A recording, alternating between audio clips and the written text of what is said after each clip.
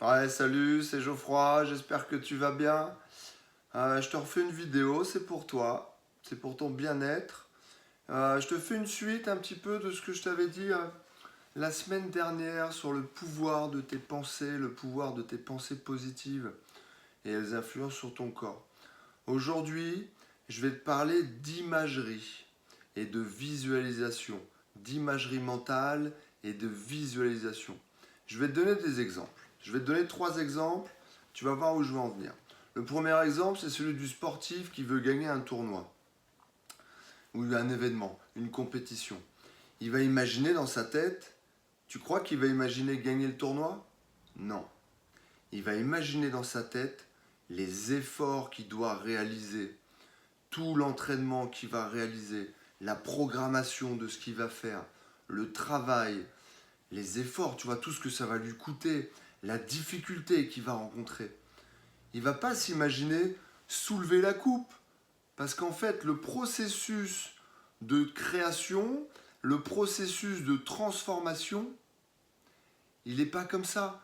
Si tu t'imagines déjà être tout en haut sans avoir fait le travail réel, concret, et aussi sans avoir imaginé, visualisé dans ta tête ce travail concret,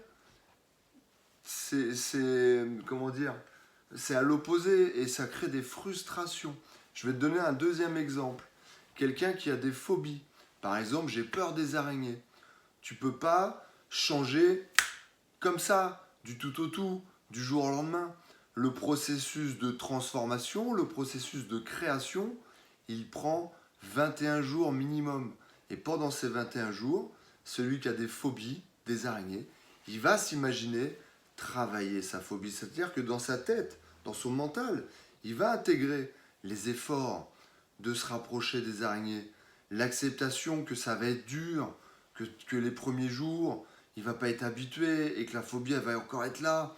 Il va penser à tout ça, à imaginer la discipline de s'entraîner tous les jours pour vaincre cette phobie. Il va s'imaginer petit à petit se sentir de mieux en mieux. Grâce à quoi?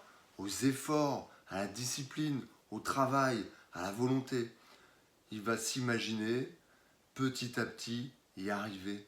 Et c'est pareil, tu peux pas donc t'imaginer tout de suite, oh j'ai plus la peur des araignées, parce que quand tu te retrouves face à une araignée, t'as pas fait vraiment le travail, t'as pas créé de transformation dans ton corps, t'as pas fait de changement. Donc du coup, pam, tu vas te prendre en pleine tête la frustration. Ben non, en fait, c'est pas vrai, je suis toujours complètement apeuré des araignées. Tu vois?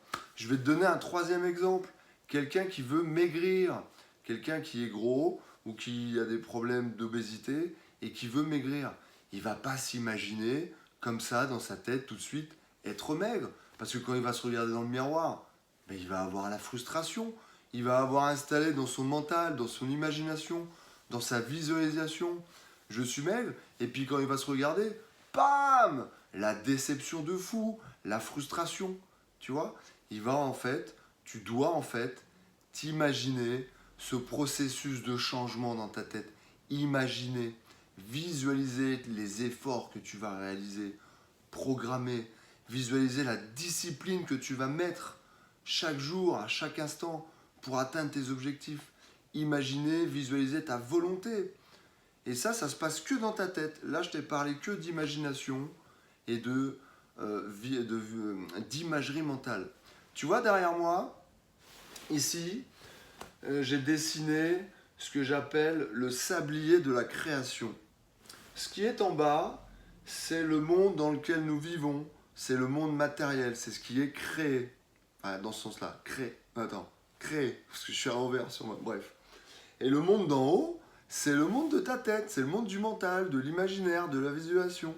Et en fait, les deux sont imbriqués. Souviens-toi ce que je t'ai dit la semaine dernière. La capacité de ta tête, de tes pensées, de ton mental à influer l'iceberg, tu te souviens, la partie visible et la partie non visible. Et bien la partie visible, notre mental, il influe sur la partie qui n'est pas visible. Et donc je vais reprendre un exemple. Je vais prendre celui où tu veux maigrir. Eh bien en fait, dans ton mental, tu vas imaginer modifier les espaces, c'est-à-dire modifier ton corps dans le temps. Et ça va créer dans ta tête du mouvement, c'est-à-dire l'envie de le faire. Tu vas pas imaginer être maigre, hein, souviens-toi. Tu vas imaginer, dans le temps, modifier tes espaces, c'est-à-dire modifier tes habitudes, changer, arrêter de manger, par exemple, des bonbons ou du chocolat, des gâteaux, le soir à 22 heures en regardant la télé. Ça, c'est une mauvaise habitude et c'est pas bon pour ton corps, c'est pas bon pour ton bien-être. Et si tu le réalises tout le temps, ben, tu finis par grossir. C'est normal. Tu perturbes ton système digestif. Donc en fait, dans ta tête, en haut, tu imagines la discipline, la volonté, les efforts que tu dois réaliser.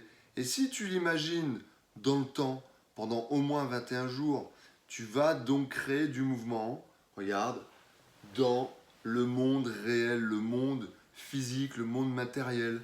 Tu vas être aussi en complétude dans le mouvement de le faire. Et si tu réalises dans le temps, ben, tu vas modifier l'espace, tu vas modifier ton corps petit à petit dans le temps. Et en fait, tu vois, tu as compris, c'est un briquet. Tu vas modifier donc de tes mouvements que tu réalises dans ton monde matériel dans le temps, tu vas modifier tes habitudes, tu vas modifier l'espace qui, lui aussi, va modifier les espaces, ça va renforcer ta visualisation, ça va renforcer tes images, ça va renforcer ta discipline. Et qui, dans le temps, va lui aussi renforcer le mouvement que tu fais en bas. Et voilà, c'est comme ça qu'on modifie ses habitudes. C'est comme ça qu'on utilise la visualisation et l'imagerie mentale. Et c'est comme ça que tu peux créer ce que tu souhaites avec toi-même. Et souviens-toi d'une chose, c'est que personne le fera à ta place. Tu es acteur de ton propre bien-être. Je t'embrasse, je te souhaite un bon dimanche. À la semaine prochaine. Salut!